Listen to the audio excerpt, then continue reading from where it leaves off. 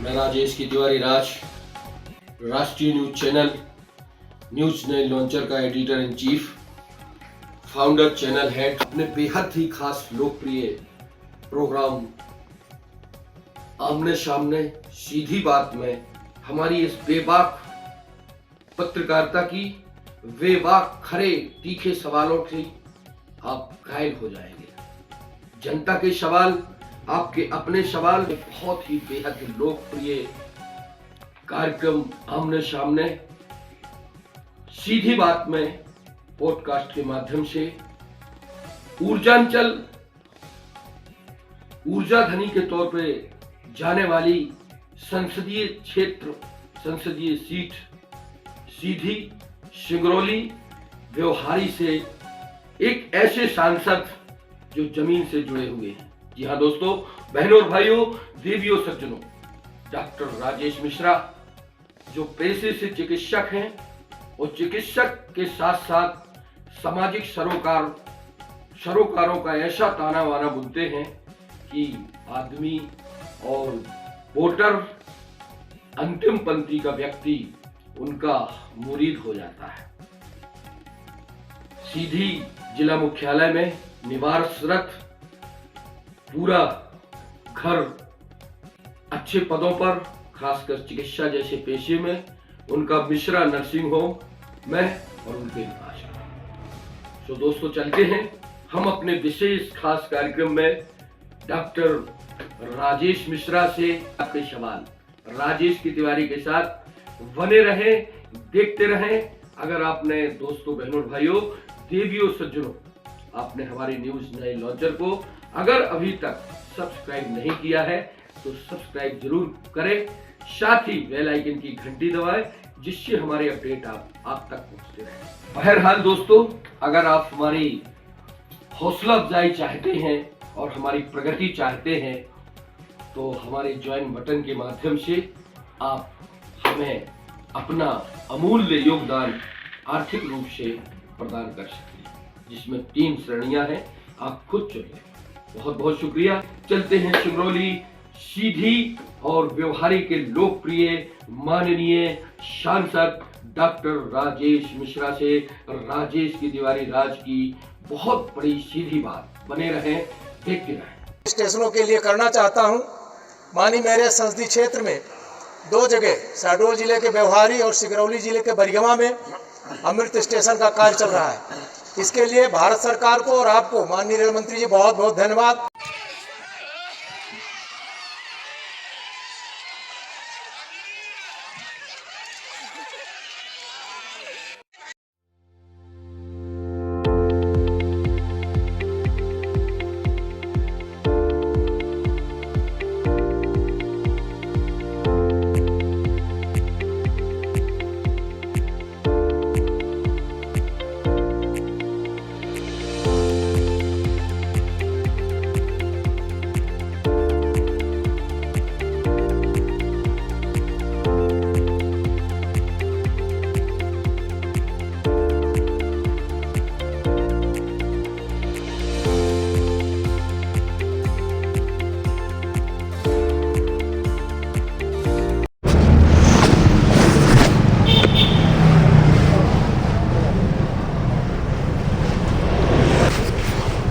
दोस्तों नमस्कार, न्यूज नए लॉन्चर पर आपका स्वागत, बंदन, अभिनंदन है।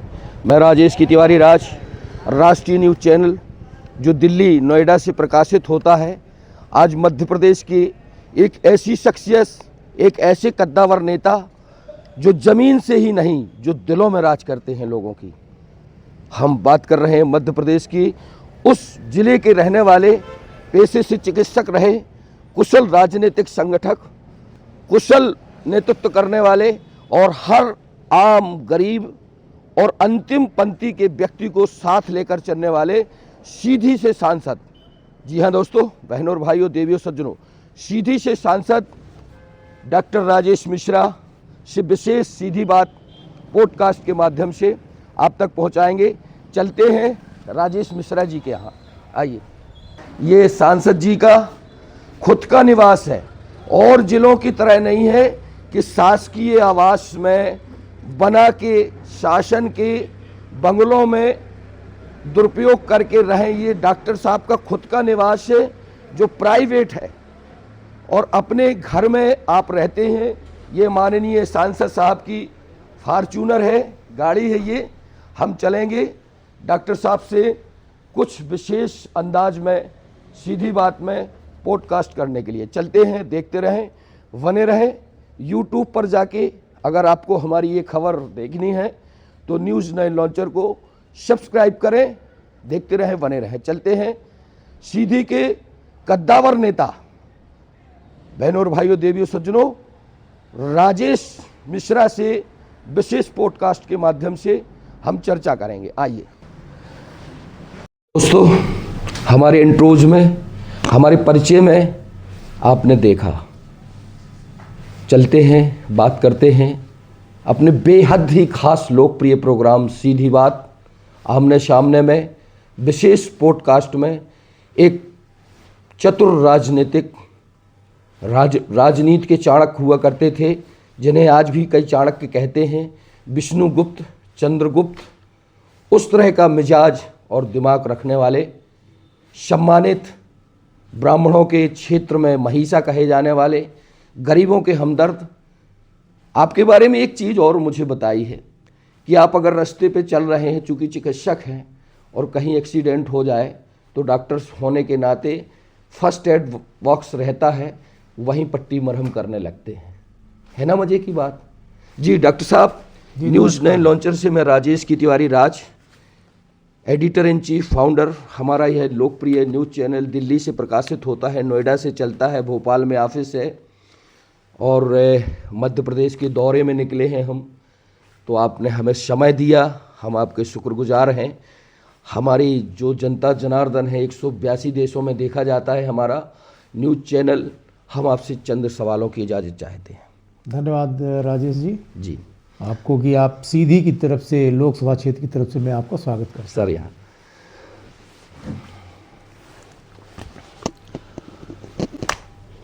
डॉक्टर साहब ने हमें धन्यवाद ज्ञापित किया। हम तो ठहरे पत्रकार, रमता जोगी बहता पानी।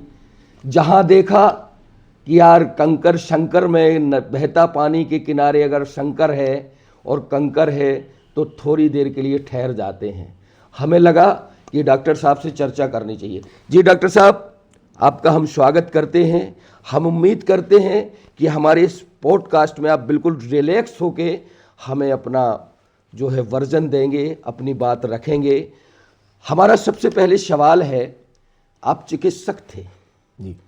चिकित्सक का दर्जा भगवान का दर्जा होता है, और आज के इस दौर में खासकर पैसे की यापादापी, बड़ी भाग दौड़, जद्दोजहद भरी जिंदगी, जब आज इंसान पैसे के लिए अंधा हो गया है, और ख़ासकर इस दौर में चिकित्सा जैसे पेशे में पैसा अथाह आता है। तो आप चिकित्सा जैसे ज़िले में रहते, आप ऐसे चिकित्सक नहीं, नामी ग्रामी चिकित्सक होने के बाद आपने इस लाइन को चुना। कब से हैं आप, और कैसा आपने महसूस किया कि राजनीति किस उद्देश्य से आए आप? जी सर। धन्यवाद राजेश जी। एक्चुअली राजनीति एक सेवा का माध्यम है, और मैं जब कॉलेज में पढ़ता था तब से मैं राजनीति की तरफ मेरा झुकाव था। मैं छात्र राजनीति किया। इंदौर यूनिवर्सिटी में मैं एग्जीक्यूटिव मेंबर रहा, यूनिवर्सिटी का कार्य समिति का सदस्य रहा जी, और मैं अपने कॉलेज का अध्यक्ष रहा। शासकीय सेवा में आने के बाद भी हम लोग द्वितीय वर्ष चिकित्सा अधिकारी संघ के माध्यम से हमने एक तरह से। कहाँ से शुरुआत की आपने राजनीति की? छात्र संघ में? मैं छात्र संघ में 1977 से ही मैं पहले अपने कॉलेज में ज्वाइंट सेक्रेटरी रहा, फिर जनरल सेक्रेटरी रहा, फिर जी, जब भाजपा नहीं थी। जब भाजपा नहीं थी जी, जनसंघ के दौर से। जनसंघ के दौर से नहीं, जनता पार्टी का जनता पार्टी, जनता पार्टी का दौर था जी। 77 हल्दर निशान, हल्दर निशान था उस समय पर। जी जी। और उस समय पर जमुना प्रसाद शास्त्री हमारे रीवा से चुनाव लड़ते थे। मैं उनका प्रचार साइकिल से, हमने उनका प्रचार किया था। जी जी जी जी। इंदौर से आकर के मैं खुद उनका साइकिल से प्रचार किया था। हमारा इंटरेस्ट था राजनीति से।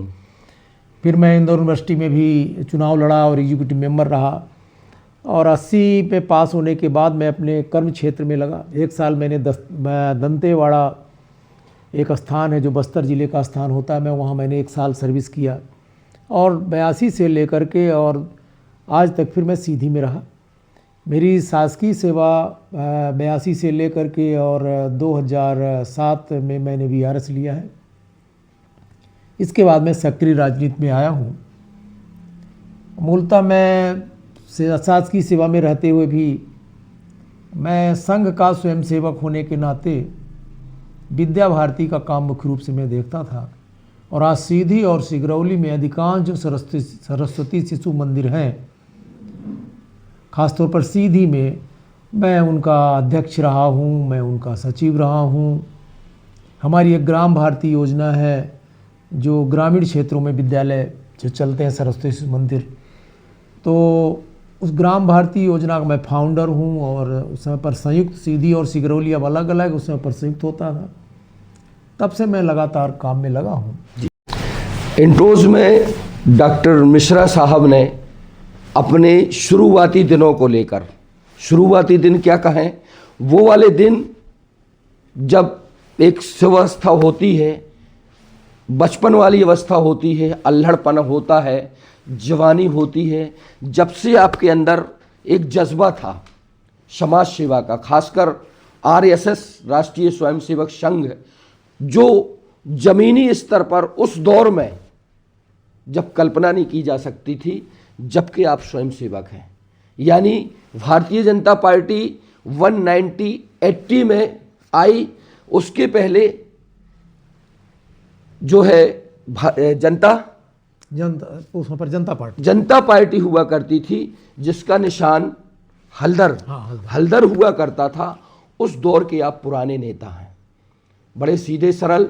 लेकिन देखिए, लंबा इंतजार, बहुत पत्थर दिल रख के, कलेजे पर पत्थर रख के तमाम नेताओं को जब निकल गए, तब कहीं आपने हल्का सा विद्रोह किया दोस्तों। जी हाँ दोस्तों, बहनों और भाइयों, देवियों सज्जनों, बात खरी खरी लेकिन बात सटीक। जिलाध्यक्ष थे आप, भारतीय जनता पार्टी के विधायक के दौर में थे और होना भी चाहिए दोस्तों। इतने साल की सेवा का प्रतिफल उस व्यक्ति को न मिले जो जमीन से जुड़ा हुआ है। तब आपने एक निर्णय लिया, बहुत पते की बात अपने दर्शकों को, इस मिश्रा साहब ने उस दौर में निर्णय लिया। आसन्न विधानसभा चुनाव चल रहे थे, आप विधानसभा की टिकट के दावेदार थे सीधी से, और उसी दौर में डॉक्टर साहब ने जिला अध्यक्ष जैसा सेंसिटिव पद से त्याग पत्र देने की मुहिम छेड़ दी। हड़कंप मच गया दोस्तों, दिल्ली हिला ला, पटना हिल गया, पूरा मध्य प्रदेश हिल गया कि यार मिश्रा जी क्या चाहते हैं। लेकिन कहते हैं ना दोस्तों, बहनों और भाइयों, देवियों सज्जनों, कि माँ भी तभी दूध पिलाती है जब बच्चा रोता है।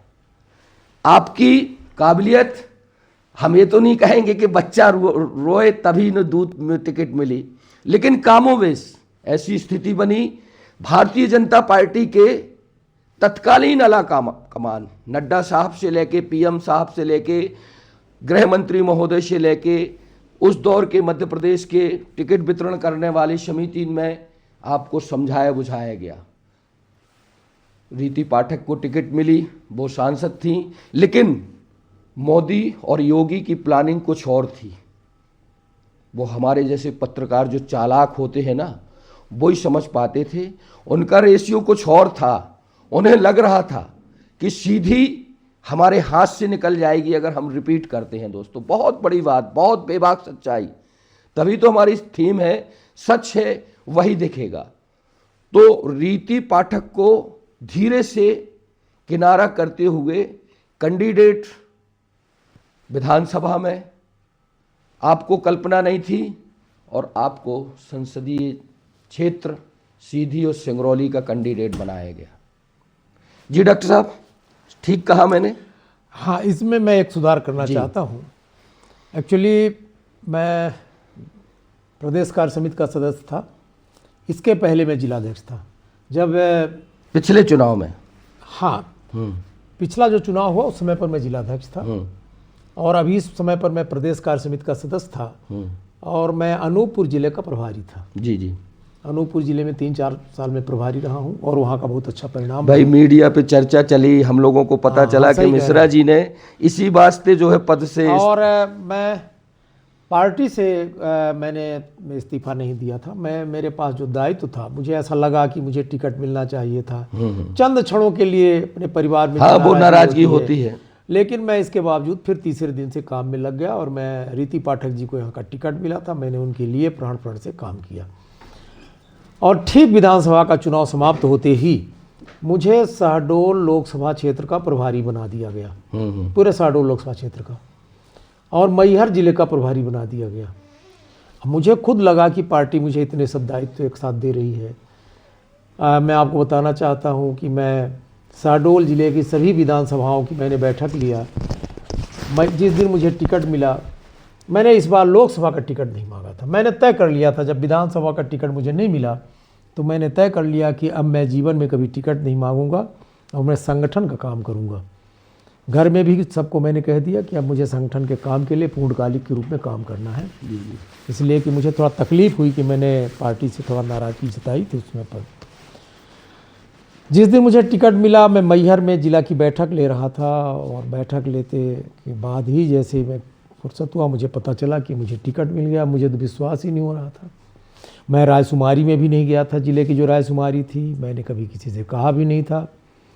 लेकिन पार्टी ने मेरे लिए कुछ अलग सोच के रखा था। इसके लिए मैं अपने यशस्वी प्रधानमंत्री नरेंद्र मोदी जी को, अपने राष्ट्रीय अध्यक्ष सम्मानीय JP नड्डा जी को, माननीय भाई अमित शाह जी को, और उस समय पर अपने प्रदेश के माननीय मुख्यमंत्री डॉक्टर मोहन यादव जी को, पूर्व मुख्यमंत्री शिवराज सिंह जी को, सभी को मैं इसके लिए धन्यवाद देता हूं कि आपने मुझ जैसे एक सामान्य कार्यकर्ता को एक सांसद में भेजने का काम किया और तब से निरंतर मैं सांसद के रूप में काम कर रहा हूं। देखिए, कुछ हमारे शब्दों को डॉक्टर साहब ने रद्दोबदल किया, लेकिन उन्होंने कबूला कि हमें जब टिकट नहीं मिली तो थोड़ा सा मन दुखी हुआ, लेकिन परिवार जो परिवार होता है उसमें आपसी सामंजस्य भी रहता है और थोड़ी सी खटपटाहट भी रहती थी। हम तीसरे दिन से काम करने लगे थे, लेकिन डॉक्टर मिश्रा साहब की काबिलियत और ज़मीनी पकड़, दिल्ली में बैठे 2 लोगों को, क्या 3 लोगों को, और विष्णु दत्त को जो तत्कालीन प्रेसिडेंट थे, उन्हें पता था। तभी तो एक बार की डॉक्टर साहब को भी पता नहीं था, क्योंकि जो उन्होंने रायशुमारी कराई थी या जो उन्होंने यहाँ पे सर्वे कराए थे, वो सर्वे कैसे आए थे, किसके लिए आए थे। तो आप जो है राजनीति, भारतीय जनता पार्टी की सेवा भावना से की गई राजनीति का प्रतिफल इतना मीठा रहा कि मिश्रा साहब आज लोकप्रिय सांसद सीधी और सिंगरौली जैसे क्षेत्र के हैं और जन जन के चहेते हैं। दोस्तों, आप बड़ा प्यारा सा पॉडकास्ट सीधी बात आमने सामने हमारे सीधी, सिंगरौली और 2.5 जिला कहा जाने वाला व्यवहारी यानी शहडोल ज़िले का भी आप प्रतिनिधित्व करते हैं। बताना भूल गया था मैं, सीधी सिंगरौली के साथ व्यवहारी जो एक विधानसभा है, यानी 8 विधानसभा है आपकी। 8 विधानसभा में एक विधानसभा शहडोल जिले की है आपके पास जी। बहुत लंबा क्षेत्र है, 400-500 किलोमीटर का है। क्या प्लान रहता है आपका? जैसे हमने सुना है कि आप माला नहीं डलवाते हैं, आप साधारण बिल्कुल रहते हैं, कोई ताम झाम नहीं, कोई गाड़ी घोड़ा नहीं जैसे और सांसदों का रहता है, इसीलिए तो आप पब्लिक की में राज करते हैं। क्या ये बात सही है? क्या माला न डलाने का पीछे क्या? देखिए, हमारा क्षेत्र बहुत बड़ा है। मेरा हमेशा ये प्रयास रहता है कि हमारी 8 विधानसभा हैं, तो अगर मैं 4 दिन के लिए भी आया हूँ तो मेरा प्रयास रहता है कि मैं 8 विधानसभा में एक बार हुआ। क्या बजट का प्रोग्राम रहता है आपका? महीने में शेड्यूल बनता है? पहले तो मैं संगठन के जितने काम होता है वो सब करता हूँ। अच्छा, संगठन के जितने तो वर्तमान में संगठन के आप कुछ पद पर हैं क्या? नहीं, संगठन के पद में तो मैं प्रदेश कार्य समिति सदस्य तो अभी भी हूँ। तो बहुत सारे ऐसे संगठन के काम आते हैं जिस नाते हम लोगों को आपको दायित्व दिया जाता है उसका दायित्व दिया जाता है पूरा करने के लिए। जैसे इस समय पर हमारा सदस्यता अभियान चला था, सदस्यता अभियान है। इस समय पर जैसा आप जानते हैं कि विकसित भारत जी राम जी का कार्यक्रम चल रहा है, तो उसको हमें हर विधानसभा तक जनता के बीच में पंचायत करना है, जनता को बताना है कि वास्तव में इससे आपको जी बात आप जय राम जी की करने लगे हैं, पूछता मैं लेकिन अभी आपको बता दूं, छेड़ रहा हूं थोड़ा सा, क्या जरूरत थी डॉक्टर साहब इस योजना को राष्ट्रीय महात्मा गांधी रोजगार गारंटी योजना का नाम बदलकर जय राम जी करना? मकसद क्या है सर? राम से जोड़ने का है? नहीं नहीं, ऐसा नहीं है। देखिए क्या है, जैसे मान लीजिए किसी का नाम है पद्म कुमार, अब उसको पीके कहने लगे तो कहें कि ये ऐसा है, ऐसा नहीं है। देखिए इसका जो पूरा नाम है जैसा आप जानते हैं, मालूम है जी जी, तो जी राम जी से विकसित भारत गारंटी फॉर, ठीक है ना जी, राम जी गारंटी फॉर रोजगार एवं आजीविका मिशन, लंबा नाम होने की वजह से उसको शॉर्ट में मिशन ग्रामीण योजना, तो जी राम जी हो जाता है। अब ये संयोग है कि राम का नाम इसमें आ गया तो बहुत अच्छा, इसको हम अच्छा भी मानते हैं जी। लेकिन और जैसे मनरेगा है तो मनरेगा के पहले नरेगा था, नरेगा के पहले भी और कुछ था, इस तरीके से नाम बदलते रहते हैं। नंबर 1, दोनों में बहुत फर्क है। मनरेगा में बहुत सारे लीकेज थी, वो इसमें सभी लीकेज को बंद करने का पूरा प्रयास किया गया है। मनरेगा में 100 दिन का काम मिलता था, हम यहाँ 100 दिन का काम दे रहे हैं। मनरेगा में किसानी के समय पर भी काम करने को था, तो किसानों को खेती के लिए मजदूर नहीं मिलते। लेकिन एक्ट तो कुछ और कहता है डॉक्टर साहब, मैंने पढ़ा है। नहीं, एक्ट कुछ नहीं कहता। एक्ट जो आपका ये जी राम जी वाला एक्ट है या जो चीज़ है उसमें 125 दिनों की बात कर रहे हैं आप, 125 दिनों की नहीं आ रही है बात, आप बात कर रहे हैं, लेकिन ठीक है। साथ ही उसमें ये भी उल्लेख है, या जो लोगों ने हमें बताया, राजनीतिक लोगों ने, कि दिल्ली से तय होगा पंचायत का काम। पूरी तरह से असत्य है। तो वही हमारे मैं उस सदन में उपस्थित था। मैं एक सौभाग्यशाली सांसद हूं कि मुझे जी राम जी पर बोलने को भी सदन में मिला, और मैंने अपने विषय को रखा। जिस विषय को मैंने रखा, हमारे एसएससी माननीय कृषि और ग्रामीण विकास मंत्री ने उस विषय को 2-3 बार सदन में अपने भाषण में उसको कहा उन्हें। ये मेरा सौभाग्य है। पूरी तरह से 100 दिन की बजाय 125 दिन का रोजगार मिलेगा। पहले नंबर 1, 25 दिन का ज़्यादा रोजगार मिल रहा है। दूसरा, किसी कारण से अगर उनको रोजगार नहीं मिला है और उनका पंजीयन हो गया है, सब ऑनलाइन है, यहाँ पर हर चीज़ें ऑनलाइन है, ऑनलाइन पंजीयन हो गया। अब मान लीजिए किसी पंचायत, लेकिन डॉक्टर साहब 1 मिनट, लाखों करोड़ों जॉब कार्ड फिर से छपेंगे, नाम बदल गया है, सब चीज़ें होगी। अब जो चीज़ें होंगी सभी चीज़ें डिजिटलाइज होंगी। मैंने क्या कहा, इसके पहले बहुत सारे फर्जी जॉब कार्ड बनते थे, फर्जी हाजिरी लगती थी, फर्जी मजदूरी बनती थी। एक ही घर के जो गांव के प्रमुख लोग होते थे, अपने परिवार का सरपंच और सेक्रेटरी रोजगार सहायक मिलकर कर लेते थे। वो चीज़ें पूरी तरह से बंद हो जाएगी, लीकेज पूरी तरह से बंद हो जाएगा। महत्वपूर्ण ये है कि अगर रोजगार नहीं मिला है तो उनको बेरोजगारी भत्ता मिलेगा। उससे भी ज़्यादा महत्वपूर्ण ये है कि अगर उनको पैसा नहीं मिल रहा समय से 7 दिन के अंदर, मैक्सिमम 15 दिन के अंदर, तो पेनाल्टी भी उनको मिलेगी। डॉक्टर साहब ने, सांसद मिश्रा साहब ने इस योजना की ज़मीनी हकीकत बताई। आपका कहना है इस विषय पर जब लोकसभा में बोले भी आप, मेरा आपसे सवाल ये है डॉक्टर साहब कि लोग कहते हैं कि इसमें केंद्र ने पूरा ठीकरा पैसे का राज्य सरकारों पे थोप दिया, राज्य सरकार के पास वैसे ही पैसा नहीं रहता है। कहाँ तक सही है बात? नहीं, पूरी तरह से असत्य। कितना परसेंटेज देगा? अब मैं बताता हूँ आपको। देखिए, पहला तो योजनाएं सभी गांव में ग्राम सभा ही योजना बनाएगी। ग्राम सभा तय करेगी कि हमारे गांव में स्टॉप डैम बनाना है पानी के लिए। सबसे पहले जन संरक्षण का कार्यक्रम है, फिर इसके बाद कोर इंफ्रास्ट्रक्चर का काम है, तीसरा आजीविका का काम है, और चौथा जो है नेचुरल कैलेमिटीज अगर कोई आती हैं, पर्यावरण के दृष्टि से काम है। 4 तरह के काम उसमें प्रमुख है क्लासिफिकेशन के हिसाब से।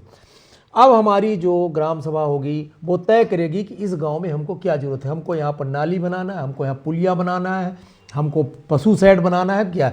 और वहाँ से तय होने के बाद वो योजना आ जाएगी जनपद में, जनपद से जिला में जाएगी। और इतना नहीं, इसके लिए जिला स्तर पर एक समिति भी बनेगी, जो मॉनिटरिंग कमेटी बनेगी, जो जिला स्तर पर होगी, प्रदेश स्तर पर होगी, राष्ट्रीय स्तर पर होगी। और यहाँ से प्रदेश के माध्यम से ये पैसा जो है दिल्ली जाएगा। और लेकिन इसमें टाइम इसलिए नहीं लगेगा, हर चीज़ें ऑनलाइन हैं। आजकल स्थिति यह है कि अगर गांव में आज ग्राम सभा हुई है, योजना आई है, तो वो बड़े आराम से 1 हफ्ते के अंदर दिल्ली तक पहुंच के फिर गांव पहुंच सकती है। अब कोई चिट्ठी पत्री का मामला नहीं है, सब ऑनलाइन है। इस चीज़ को समझने की जरूरत है। दूसरा, एक चीज़ आपने और कहा कि राज्यों के ऊपर बोझ, ऐसा नहीं है। राज्यों की जिम्मेदारी बढ़ाई गई है। हमारे जो सामान्य स्टेट है उसमें 40% राज्य का, 60% केंद्र का होगा, ठीक है। और जो हमारे पूर्वोत्तर के क्षेत्र हैं, उन पूर्वोत्तर के क्षेत्रों में 10% जो है उनका, और बाकी 90% प्रदेश का, देश का होगा, राष्ट्र का होगा, भारत सरकार का होगा। जो केंद्र शासित प्रदेश हैं उसमें 100% हमारी केंद्र खर्च करेगी। राज्यों की भागीदारी बढ़ाना इसलिए जरूरी है, अभी राज्यों की भागीदारी नहीं होने से विकास के काम ठीक से नहीं हो रहे थे। राज्यों को ज़्यादा पैसा मिलेगा।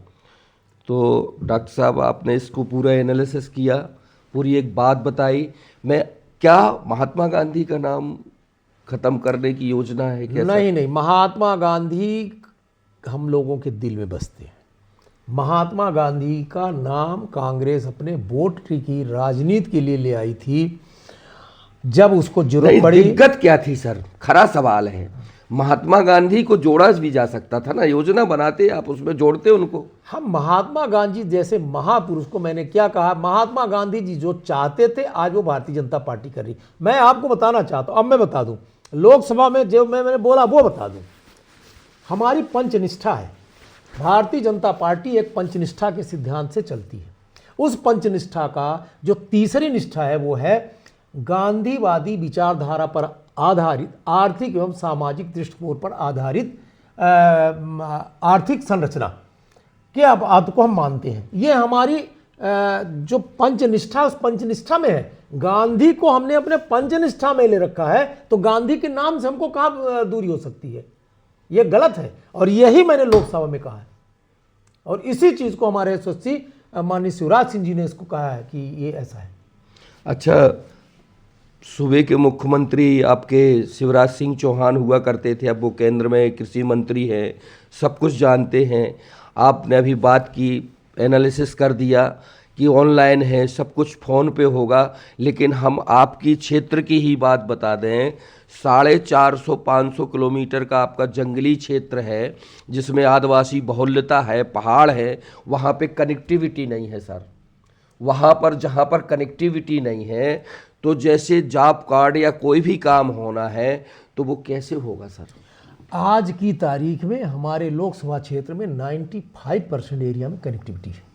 जहाँ नहीं है, मैं आज आपको बताना चाहता हूँ कि कई टावर अभी हमने सैंक्शन कराए हैं, और 6 महीने 8 महीने के अंदर पूरे हमारे लोकसभा क्षेत्र में कनेक्टिविटी होती है। इसमें हम बड़े जोरों से सांसद जी हम मानते, और जब तक सुनिए, जब तक कोई प्रॉब्लम अभी पूरी तरह से नहीं होती है, तो जो हमारा मनरेगा पुराना चल रहा था वहां पर हम उस आधार पर काम करेंगे। मनरेगा हमारा जी राम जी उसी दिन से लागू होगा जब कनेक्टिविटी पूरी तरह से वहां पर लागू हो जाएगी, तो हम उस पर चले जाएंगे। कनेक्टिविटी हमारा एक। सांसद जी ने स्पष्ट कर दिया कि यहाँ जहाँ पे टावर या जहाँ पे कोई भी चीज़ें जो ऑनलाइन व्यवस्था के मद्देनज़र नहीं हो पाती, तो पुरानी योजना के तहत काम होगा। जब कनेक्टिविटी मिल जाएगी तब हमारा काम शुरू हो जाए। जी डॉक्टर साहब, आपने कहा, हमने माना, आप बहुत मेहनती हैं, लेकिन सबसे ज़्यादा वीडियोज़ अगर वायरल होते हैं किसी भी चीज़ के, तो आपके संसदीय क्षेत्र के होते हैं। हम न्यूज़ वालों को पहुंचते हैं, मिलते हैं। पिछले दिनों चाहे वो प्रसव पीड़ित महिला हो, चाहे बीमार आदिवासी हो, एम्बुलेंस ना पहुंच पाना, उसको सही चिकित्सा ना मिल पाना, ये उसी कनेक्टिविटी का तो अंग है सर। आप बड़ी बड़ी समितियों में हैं, बड़ी बड़ी चीज़ें हैं, आखिर क्या जंगल उसमें कनेक्टिविटी में वो रोड़े आ रहा है, टावर्स नहीं गढ़ पा रहे हैं, क्या कारण है सर? आज भी आपके क्षेत्र में, इसी ज़िले में सबसे ज़्यादा मातृ शिशु मृत्यु दर है सर। उसका रीज़न भी हमें जो अंदर एक minute sir, please please please sir, मुझे जो आंकड़े पता चले हैं उसमें ये बताया गया कि प्रति 1000 पर 147 मौतें प्रसव पीड़ित महिलाओं की होती हैं और 40 बच्चे साल में ख़त्म होते हैं सर। उसका कारण सरकार नहीं, उसका कारण लोगों ने ये बताया कि सही टाइम पे एम्बुलेंस, सही टाइम पे एक्स जननी एक्सप्रेस या सही टाइम पे व्यवस्थाएं ना हो पाना। इस पर क्या कहना है सर आपका? देखिए, हमारी सरकार प्रदेश में 2004 से है और जैसा आप जानते हैं कि 2003-04 से हमारी सरकार है और 2014 से हम लोग हैं। 2003 से हमारी मध्य प्रदेश में सरकार है, 2014 से देश में सरकार है। तब से लेकर के हेल्थ फैसिलिटीज़ में बहुत ज़्यादा परिवर्तन आया है। मैं आपको बता दूं, हमारे क्षेत्र के कई ऐसे मरीज़ हैं जो बीमार हुए, हम लोगों ने उनको एयरलिफ्ट कराया है, अभी रीवा से एयरलिफ्ट कराया है। हमारा ये प्रयास होता है कि स्वास्थ्य की दृष्टि में हमारे प्रदेश में कोई और हमारे जिले में उस अंतिम पायदान की, उस आदिवासी कोल भील जो जंगली सबको मिल रहा है। आप कुसमी जैसा हमारा धौनी विधानसभा के क्षेत्र में भी चले जाइए, हर जगह रोड है, हर जगह रोड है। जहाँ कुछ देखिए जंगल ये हमारा गौरव है कि हमारे जिले में जंगल है। हम यहाँ खुली हवा में सांस ले रहे हैं। बहुत सी बीमारियाँ हमारे यहाँ नहीं है। आप ऐसा नहीं कह सकते कि हम पीछे हैं, कई मामलों में आगे हैं। हम पर्यावरण के मामले में बहुत आगे हैं। हमको शुद्ध हवा मिलती है, हमको शुद्ध ऑक्सीजन मिलता है। हमारे यहाँ के लोग तभी तो आप दिल्ली में कम रहते हैं, यहाँ ज़्यादा रहते हैं। हमारे यहाँ के लोग स्वस्थ हैं, ऐसा नहीं है। आप इसको इससे नहीं जोड़ सकते हैं। रही हमारे यहाँ मातृ और शिशु मृत्यु दर की, तो जो हमारा राष्ट्रीय औसत है उससे हम बेहतर ही स्थिति में हैं, हम उससे पीछे नहीं। मैं आपको ये बताना चाहता हूँ और इसलिए मैं ये गर्व के साथ कहता हूँ कि आज हमारे यशस्वी प्रधानमंत्री नरेंद्र मोदी जी के नेतृत्व में देश में स्वास्थ्य सुविधाओं में निरंतर सुधार हो रहा है। और इतना ही नहीं, स्वास्थ्य सुविधाओं के सुधार होने के साथ साथ हमारा ये प्रयास है कि जहाँ भी थोड़ी बहुत डिफिसिट है हम उसको तत्काल पूरा कर सकें। हम लोगों का ये प्रयास होता है। निश्चित तौर से कभी कभी अशिक्षा की वजह से लोग हॉस्पिटल आने में डिलेट कर देते हैं। डॉक्टर साहब जो है ना दोस्तों, बहुत चतुर है। हम उम्र में ज़रूर बहुत छोटे हैं, लेकिन हम बहुत ऐसी पत्रकारिता करते हैं दोस्तों। डॉक्टर साहब वास्तव में चाणक्य हैं। हमारे सवाल का किस तरह उन्होंने तोड़ मड़ोड़ के उस चीज़ पे लेके चले गए। बहरहाल अच्छी बात है, होना भी चाहिए। चतुर राजनीतिक खिलाड़ी विषाद पे जब मोहरे चलाए जाते हैं ना दोस्तों, बहनों और भाइयों, देवियों सज्जनों, तो उसकी काट जो जीता वही सिकंदर होता है। आज डॉक्टर साहब सिकंदर हैं और उनकी कोशिश है कि हमारा जो संसदीय क्षेत्र है उस संसदीय क्षेत्र में हर एक चीज़ की कनेक्टिविटी उपलब्ध करा सके। चूँकि ये आदिवासी क्षेत्र है, पहाड़ों का क्षेत्र है, टनल से हमारे जो कभी दौर में आने में, सीधी सिंगरौली जाने में बहुत लगा करता था। अगली बार आप रेल से आएंगे। जिंदगी और मौत से जूझ रहे हैं, वो टनल बनने से क्या नज़ारा हो गया दोस्तों। कैसे आज सीधी और रीवा की दूरी कम हो गई, ये सब आप लोगों के प्रयास से हुआ। बहुत अच्छा। डॉक्टर साहब एक सवाल है, आपने रेल पे बात की, आते हम रेल के लिए बहुत बहुप्रतीक्षित योजना है। अटल जी हुआ करते थे 1998, 1998 और 9 में, तब ललितपुर सिंगरौली का एक सपना देखा गया था। लंबा अंतराल गुजर गया, बजट कम मिलता रहा। इस वजह से आपके यहाँ सीधी सिंगरौली कब तक छुक छुक पहुँच जाएगी साहब? आप जब अगली बार सीधी आएंगे तो रेल से आएंगे, मैं इतने कह सकता हूँ। तो हम जल्दी आए सर फिर क्या? बिल्कुल, आप जब नेक्स्ट टाइम आएंगे तो रेल का हमारे सीधी में रेल आ चुकी, पहले तो आप ये जान लीजिए। हम रामपुर तक रेल ले आ चुके हैं, चुरहट तक ले आने की स्थिति उसका वो ट्रायल चल रहा है। ट्रायल चल रहा है, नहीं ट्रेन आ चुकी है, ट्रायल चल चुका है। मतलब रेगुलर हम सर्विस नहीं कर रहे हैं, लेकिन हमारी मालगाड़ियाँ वगैरह आ रही हैं। स्टेशन वगैरह सब कुछ बन सब कंप्लीट है। चुरहट में भी लगभग सब चीज़ें कंप्लीट है। चुरहट तक तो मालूम है मुझे। हाँ, पटरी बिछ गई है। इसके आगे के लिए भी तीव्र गति से हो, उसकी अभी हम लोग 27 तारीख को रीवा में कमिश्नर ऑफिस में हम लोग एक बैठक कर रहे हैं। और मैं समझता हूँ कि सीधी हम बड़े आराम से 2-3 महीने में हम सीधी तक आ जाएंगे। और इसके आगे का भी हमारा सीधी जिला जहाँ मतलब 1 वर्ष के अंदर आप सिंगरौली जोड़ देंगे? सिंगरौली जोड़ने में तो टाइम लगेगा, लेकिन सीधी में हम रेगुलर हमारी सर्विसेज 1 साल, मतलब पंचवर्षीय कार्यकाल होते होते सिंगरौली जुड़ जाएगा। आपका। हाँ, अवश्य जुड़ जाएगा। बहुत तीव्र गति से काम चल रहा है। इतना ही नहीं, अभी आप रीवा से आए होंगे, टनल क्रॉस किया होगा। अब जब आप अगली बार जब भी आएंगे थोड़ा काम आपको लगा मिलेगा। रीवा से सीधी तक जितना भी शेष बचा हुआ था वो सब 4 लेन हो गया और उसमें टेंडर भी हो गए। इसके साथ हमारी एक NH39 है जो कई सालों से बन रही है, हमारे लिए श्रापित रोड मानी जाती थी, MPRDC बना रही थी, उसको भी हमने NHAI में ट्रांसफ़र करा दिया है। उसका भी 15 तारीख को टेंडर जो ओपन हो गया। सांसद जी बता रहे कि अब जब अगली बार तिवारी जी आप आएंगे तो रेल से आएंगे। रेल यहाँ का एक सपना हुआ करता था, वो साकार होने वाला है और सबसे बेहतरीन कार्य अगर कुछ हुआ है इस दौर में तो वो चुहिया वाली टनल बनने से हुआ है। उस घाटी में चलने से ज़िंदगी और मौत की जूझने जैसा होता था, वो आप लोगों ने करके दिखाया, बहुत बहुत अच्छा लगा और इससे दूरी कम हुई है। साथ में और भी आपने बताया। डॉक्टर साहब एक सवाल है आपसे, आपको जो विकास के लिए पैसा मिलता है पर ईयर, उसमें से आपका कितना लिप्स हो जाता है कि पूरा काम करा लेते हैं? अभी तक कितने करोड़ के आपने काम प्रमुखता से छोटा सा गिना दीजिए प्लीज़ आप। देखिए, हम लोगों को तो पैसा जो भी मिलता है, क्योंकि हमारा लोकसभा क्षेत्र बड़ा होता है, लोकसभा क्षेत्र वो मालूम है मुझे कितना मिलता है, तो वो लैप्स होने की स्थिति में रहता नहीं है। आप सब करा लेते हैं? सब करा लेते हैं, तो पूजना मुश्किल पड़ता है, लैप्स कहाँ से होगा। नहीं, कई नेताओं के हो जाते हैं ना, हमारा एक वो मार्च बजट आते आते जो है। नहीं, हमारा कोई लैप्स। बड़ा काम क्या चल रहे हैं सर आपके? हमारे कई बड़े बड़े काम चल रहे हैं। जैसे हम लोगों ने जो हमारे ग्रामीण क्षेत्र में आदिवासी क्षेत्र ऐसे हैं जहाँ ये फॉरेस्ट रिजर्व होने की वजह से, टाइगर फॉरेस्ट होने की वजह से संरक्षित क्षेत्र है वो, तो वहाँ हम लोग टाइगर रिजर्व बना, टाइगर रिजर्व है, वहाँ हम लोग उनके लिए लाइट की व्यवस्था कर रहे हैं, सोलर लाइट वगैरह लगा रहे हैं। हमने वो तो राजेंद्र शुक्ला जी मंत्री हुआ करते थे, नवकरणीय ऊर्जा वाला, तो देखा हमने बहुत सारा। हम लोगों ने स्कूलों के लिए भी बहुत सारी चीज़ें ऐसी दिया है जो पढ़ने के लिए उनको टीवी वगैरह होता है, जो आजकल लेटेस्ट मेडिकल कॉलेज बन रहा है आपके यहाँ? हाँ, मेडिकल कॉलेज तो हमारा शुरू हो चुका है। सिगरौली में तो मेडिकल कॉलेज शुरू हो गया हमारा। अच्छा। सिगरौली में हमारा मेडिकल कॉलेज हमारे आने के बाद शुरू हुआ। सर शिवराज सिंह जी हुआ करते थे, तो सिंगरौली, आप सीधी बात हो गई सीधी की, सिंगरौली को सिंगापुर बनाने की बात किया करते थे साहब, चूँकि आपके संसदीय क्षेत्र में आता है, और सिंगरौली सिंगापुर बन सकता है, बना भी है। कुछ कमियां हैं, चूँकि इतना खनिज है वहाँ पर कि अगर उसका सही मायने में दोहन हो जाए तो वास्तव में पूरी क्षेत्र की वो क्या रूपरेखा चल रही है सर आपकी? सिगरौली बहुत अच्छी स्थिति में है। सिगरौली में जैसा मैंने बताया आपको कि हमारे फ्लाई ओवर वगैरह चलने लगी हैं और हम लगे हैं कि नियमित रूप से उसका प्रारंभिक एक बार सर्वे भी हो चुका है, हमारी रेगुलर वहाँ से फ्लाइट चलने लगे।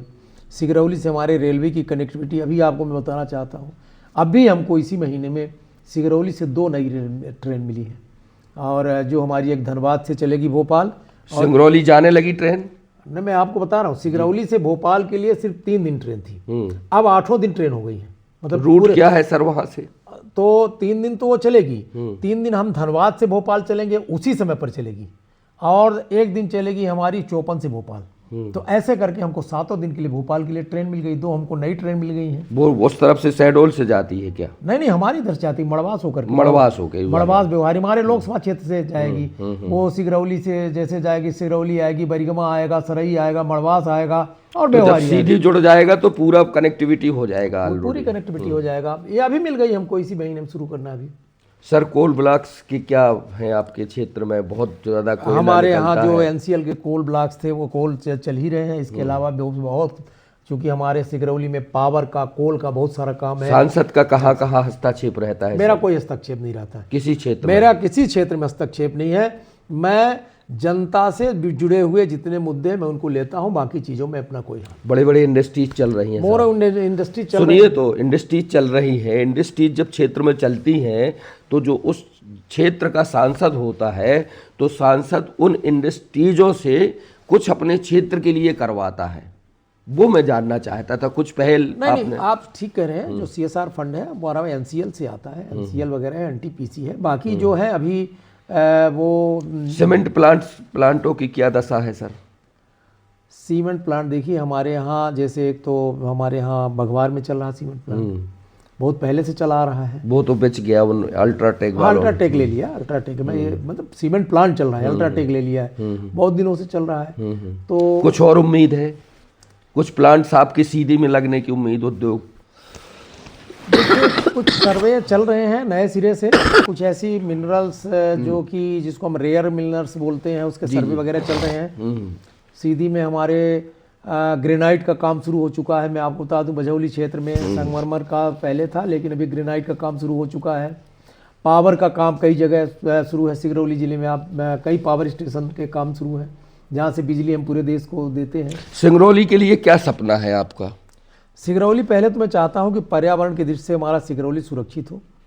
सिगरौली में जितने हमारे ऐसे लोग हैं जहां रोज़गार स्थापित हुआ, उनका स्थानीय लोगों को रोज़गार मिले, स्थानीय लोगों को रोज़गार मिले। मैं एक चीज़ और चाहता हूं सिगरौली में एक्सीडेंट अक्सर ज़्यादा होते हैं। मेरा ये कहना है कि जब भी कोई नया रोज़गार ऐसा हो तो उसके जो परिवहन मार्ग है वो सेपरेट होना चाहिए, डेडिकेटेड कॉरिडोर जिसको हम बोलते हैं। मैं उस दिशा में काम कर रहा हूँ। पर्यावरण, डेडिकेटेड कॉरिडोर, स्वच्छ पानी और सिंचाई लोगों को मिले, ये मेरे जो ये बात आपने ऊपर रखी है। हाँ, ऊपर रखी। क्या रिएक्शन मिला आपको? नहीं, सकारात्मक है। बहुत सारे काम चल रहे हैं। हाँ, हजारों करोड़ के हमारे सिंचाई के काम चल रहे हैं। चितरंगी विधानसभा भर सके, बिजली के काम चल रहे हैं, सिंचाई के काम चल रहे हैं, सब चीज़ें चल रही है। परिणाम आना शुरू होगा। लेकिन सर बता दें आपको खरी खरी बात, इंडस्ट्रीज़ खुलती है। आपकी सबसे बड़ी एशिया की इंडस्ट्रीज़ पन्ना ज़िले में खुली है, जेके सीमेंट वाली। एक भी स्थानीय व्यक्ति को रोज़गार मुहैया नहीं है। एक्सीडेंट रोज़ होते हैं। जो आपने बात की, बहुत अच्छी बात लगी अलग से कॉरिडोर बनने की। आज तक सड़क नहीं बनी सर। आप प्रयासरत हैं कि ऐसा होना चाहिए? नहीं, मैं कोल का भी मेंबर हूँ, कोल एंड माइंस का। और मैंने जो रखा है वो हमारा जो कमेटी की प्रस्ताव होता, कमेटी के प्रस्ताव में हमारा प्रस्ताव स्वीकार कर लिया गया है। अब अगली बार जो भी बनेगा उसमें डेडिकेटेड कॉरिडोर इंक्लूड रहेगा। आपके संसदीय क्षेत्र में तमाम पेड़ काटे गए सर। विपक्ष इसको मुद्दा, देखिए जब उद्योग सर एक मिनट प्लीज, विपक्ष इसको मुद्दा बनाए हुए है। प्रेस मीडिया और विपक्ष के लोगों को जंगल के अंदर जाने नहीं दिया जा रहा है। क्या जरूरी है सर इतने वृक्षों को काटना? देखिए कुछ तो लोग कहेंगे, लोगों का काम है कहना। देखिए जहाँ भी डेवलपमेंट होते हैं, विकास होते हैं, विकास के लिए ज़मीन चाहिए, और ज़मीन में ज़मीन चाहिए तो पेड़ अगर है तो उसको विस्तार वहाँ से हटाना पड़ता है। लेकिन ये भी सही है कि जितने पेड़ काटे जाते हैं उससे डबल पेड़ कहीं ना कहीं लगाए भी जा रहे हैं, और उन्हीं कंपनियों तो वो तो नहीं लग रहे हैं सर? नहीं, निश्चित तौर से लग रहे हैं। मैं आज आपको बता रहा हूँ इस जानकारी। जब भी कोई उद्योग में जितने पेड़ काटे जाते हैं, बहुत बड़े बड़े दरख्त, महुआ के, चरुआ के, वो उतने पेड़ लगाए भी जाते हैं। और मैं समझता हूँ कि इसमें कोई दो क्या बन रहा है सर वहाँ पे? क्या बनना है? कुछ है नॉलेज? बताएंगे हमारे दर्शकों को। अंबानी जी, अडानी जी क्या बना रहे हैं वहाँ पे? कुछ है आपके नॉलेज में?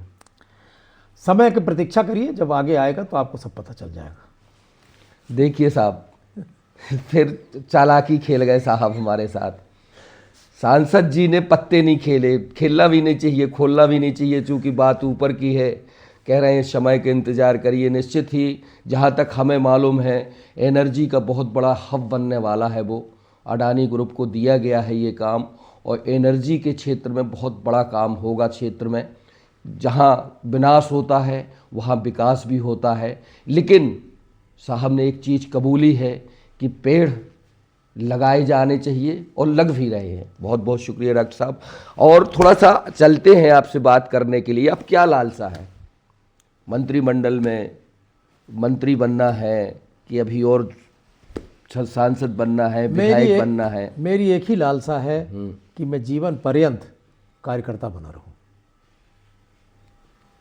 शुद्ध विशुद्ध कार्यकर्ता है। विशुद्ध कार्यकर्ता। आपके दरवाजे 24 आवर्स कार्यकर्ताओं के लिए खुले रहते हैं। 100%।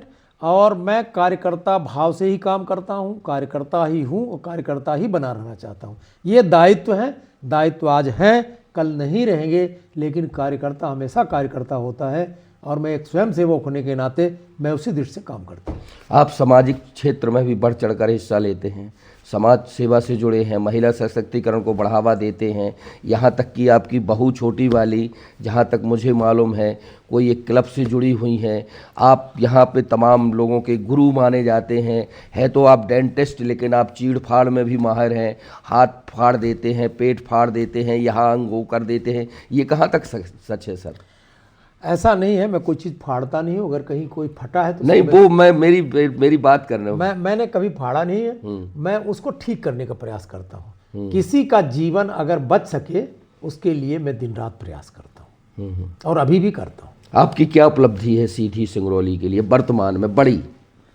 मेरी सीधी सिंगरौली के लिए सबसे बड़ी उपलब्धि है, दो मैं विषय को लेके चल रहा हूँ। पहला विषय है कि हमारे सीधी से सिंगरौली से जो ललितपुर सिंगरौली इतनी दिनों से प्रोजेक्ट अटका पड़ा है, मेरे संसदीय क्षेत्र में मेरे आने के बाद उसमें काफ़ी स्पीड आई है। मेरी पहली प्राथमिकता है, इसलिए कि अगर किसी भी ज़िले का विकास करना है तो वहाँ यातायात के पर्याप्त संसाधन हो, नंबर 1। नंबर 2, हमारी जो रोड है NH39, ये भी झांसी से रांची की है। ये हमारी सीधी से रीवा तक की 4 लेन होकर के और यहाँ से सिंगरौली तक जल्दी ही 4 लेन हो जाए, ये मेरी एक इच्छा है, पहला। दूसरा, तीसरी मेरी इच्छा ये है कि हमारे यहाँ जितने भी रोज़गार लगते हैं उसमें स्थानीय लोगों को रोज़गार मिले, और इसमें भी हम सफलता की ओर बढ़ रहे हैं, इसलिए कि हमारा इसमें प्रयास हुआ है। सिंगरौली वगैरह में अब जो भी चीज़ें होती हैं कलेक्टर को के माध्यम से ये हो गया है कि स्थानीय लोगों को रोज़गार मिलना चाहिए। तो ये हमारी 2-3 चीज़ें हैं जिसको मैं प्राथमिकता पर लेकर के चलता हूँ, और ये चाहता हूँ कि हमारे सीधी में कोई न कोई नया एक उद्योग स्थापित हो।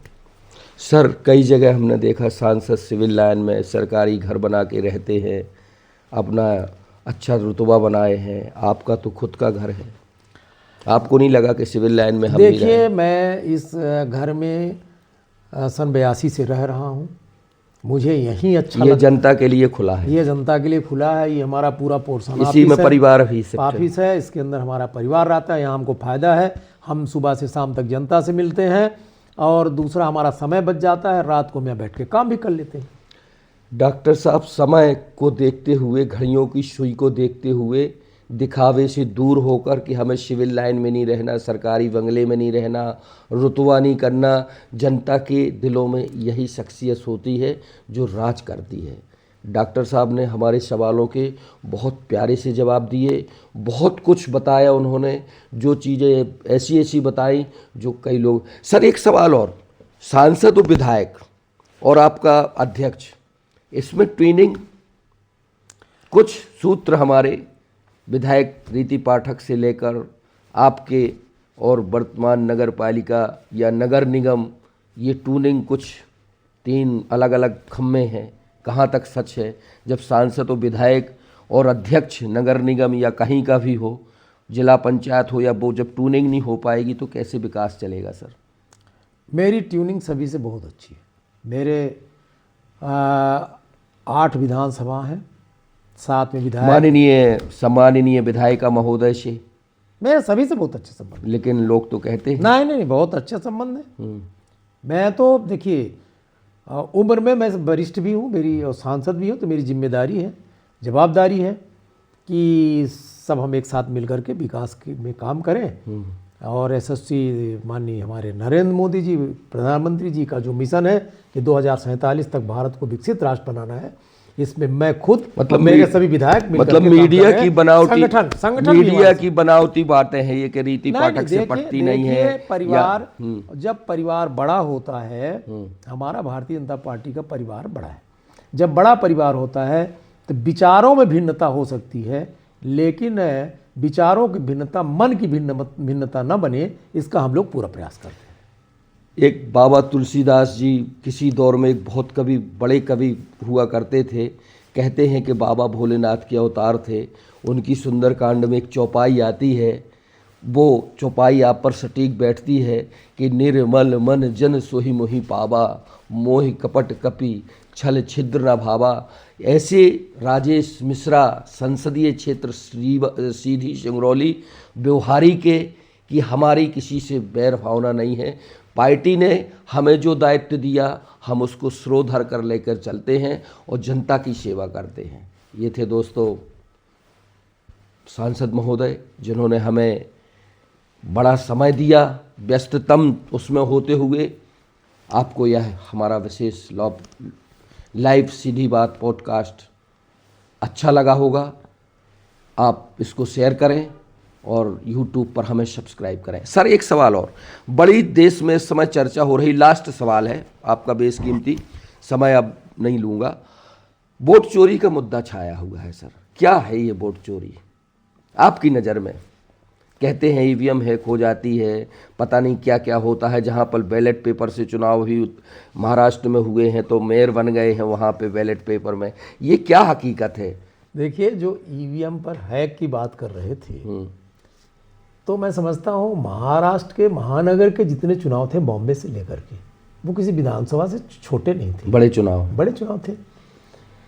तो वहाँ तो बैलेट पेपर ही हैक हो गया।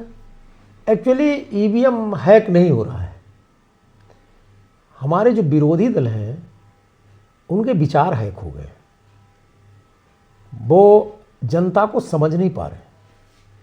जिस दिन वो जनता को तो सर ऐसी सीटें जनता भी सवाल करती है कि आप 18 साल मध्य प्रदेश में शासन में थे और तमाम ओपिनियन आ रहे थे और आपको एक तरफा इतनी सीटें मिल जाना, जबकि आपके कर्मचारी के वोट नहीं मिलते हैं, तो कुछ तो प्रश्न चिन्ह लग रहा है ना सर। मैं एक मिनट सर, और आल विश्व में कहीं भी ईवीएम से चुनाव नहीं होता है, आखिर ईवीएम से चुनाव कराने में क्या कुरेज है? आप लोकसभा के एक सम्मानित सदस्य, इसलिए सब प्रश्न बनता है मेरा।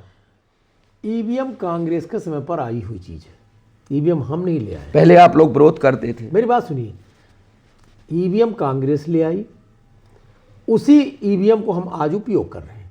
ये जहां जीतते हैं वहां ईवीएम ठीक हो जाती है, जहां हारते हैं वहां ईवीएम गड़बड़। ईवीएम नहीं, इनके विचार ठीक नहीं, मैं आपको बताऊं। ये जनता की नब्ज नहीं पहचानते हैं और ये चुनावी मौसम में काम करते हैं। भारतीय जनता पार्टी जिस दिन चुनाव जीतती है अगले दिन से फिर से अगले चुनाव के लिए लगी मोड़ में आ जाती है, जैसे इस समय वेस्ट बंगाल का आ गया। नहीं, हर स्टेट की बात कर रहा हूँ, हर स्टेट की। और अन्य हमारे विरोधी दल चुनाव जीतने के बाद ये सुसुप्तावस्था में चले जाते हैं। दूसरा, जैसे अब इस बार एसआईआर का विरोध किया तो बिहार में देखिए हम कितना बम्पर जीते। हकीकत ये है कि जनता क्या चाहती, जनता आज एसआईआर चाहती है। जनता चाहती है कि मेरे मत से मेरी सरकार बने, जनता ये नहीं चाहती कि घुसपैठियों के मत से सरकार बने। सर आज मैं आपको बताना चाहता हूं, जितना ज्यादा एसआईआर का विरोध बंगाल में होगा उतनी ज्यादा सीटें भारतीय जनता पार्टी को मिलेंगी। तो बंगाल आप जीत रहे हैं। मैं क्या कह रहा हूं, बंगाल हम जीत नहीं रहे, हम प्रचंड जीत रहे हैं, इसलिए कि बंगाल की जनता चाहती है कि बंगाल की जो सरकार बने वो बंगालियों के वोट से बने। Sir ED, income tax, CBI की बदौलत नहीं, ये ऐसी संस्थाएं चुनाव में ही क्यों याद आता है? नहीं, हमेशा ये संस्थाएं हमेशा जीवित रहती हैं, हमेशा काम सर वो तो करती हैं। बता रहे हैं, आंकड़े दिखा रहे हैं, आप जहां जहां चुनाव होता है उसके पहले ईडी, सीबीआई, इनकम टैक्स से आ जाती हैं। देखिए, जितनी भी संवैधानिक संस्थाएं, लेकिन सर चुनाव होता आप है एक चीज साम दाम दंड भेद से। आप एक चीज देखिए, यही कांग्रेस सुप्रीम कोर्ट के निर्णय को विरोध करती है, ठीक है, सामानों से लेकर के कई सबको विरोध करती है। यही कांग्रेस जब फंस जाती तो सुप्रीम कोर्ट चली जाती है। पहले यह निर्णय कर लें कि क्या सही है क्या गलत, मैं ये जानना चाहता हूं बस। आपने अभी एसआईआर की बात की तो उसमें जैसे सिंगरौली ले ली जाए या पन्ना ले लिया जाए, पन्ना में आज से 50 साल का व्यक्ति है, वो कहीं से नहीं आया, अब उसके पास कोई डॉक्यूमेंट्स नहीं है, तो क्या वो रोहनिया माना जाएगा? देखिए, डॉक्यूमेंट क्यों नहीं होगा? अगर कोई यहाँ पैदा हुआ तो उसके माँ बाप का नाम तो रहा होगा, ठीक है ना, माँ बाप का नाम तो रहा होगा। आपके पास जब माँ बाप का नाम है आपकी, अगर आप कोई आसमान से तो टपकता नहीं, माँ बाप का तो नाम है, और चीजें नहीं है उसके पास, जन्म प्रमाण पत्र नहीं है, मैं उसके माँ बाप का आधार अपडेट नहीं है। नहीं, आधार, बिना आधार तो आज आप सबके पास होता है। आधार अगर उसका अपडेट नहीं है तो उसका बैंक अकाउंट सीज होगा, बहुत सारी चीजें हैं, ऐसा कुछ नहीं। कई चीजें ऐसी आई हैं सामने, जो गरीब है, पढ़ा लिखा नहीं है, उसके पास वोटर कार्ड होगा, उसके पास वोटर कार्ड नहीं होगा, नहीं बाय द वे नहीं है, तो क्या सरकार कुछ इसमें निर्णय लेगी क्या? अगर कोई मनुष्य इस धरती में पैदा हुआ है तो उसके पास कोई न कोई पेपर अवश्य होगा, इसमें कोई दुराई नहीं। उसके पास पट्टा है सर, और कुछ नहीं है। उदाहरण के तौर पे बता दें, जो उसको जमीन मिली थी, मुहैया कराई गई थी उस दौर में, तो वो पट्टा है, उदाहरण के तौर पे, वो भी पहचान के रूप में माना जाएगा। लेकिन अब तो नहीं मानते हैं, प्रशासन नहीं मानता। उसके पास पट्टा है, उसके पास आधार कार्ड है, उसके पास इनकम टैक्स का कार्ड है, उसके पास जॉब कार्ड है, उसके पास तो कहीं नौकरी कर रहा है उसका प्रमाण पत्र है, ये हम सब मानते हैं ना, सब चीज मानते हैं। उसके पास बैंक की पासबुक है, क्यों नहीं मानते हैं? बहुत सारी चीजें ऐसी। सारी उसको ठीक कर लेंगे। ठीक, बहुत बहुत शुक्रिया। ये थे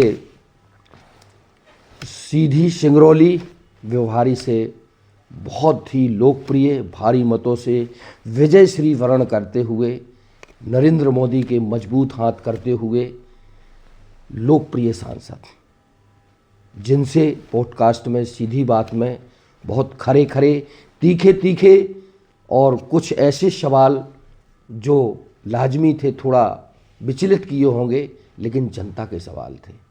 बड़े अच्छे ढंग से सम्मानित लोकप्रिय सांसद डॉक्टर मिश्रा साहब ने हमें समय दिया और हमसे चर्चा की।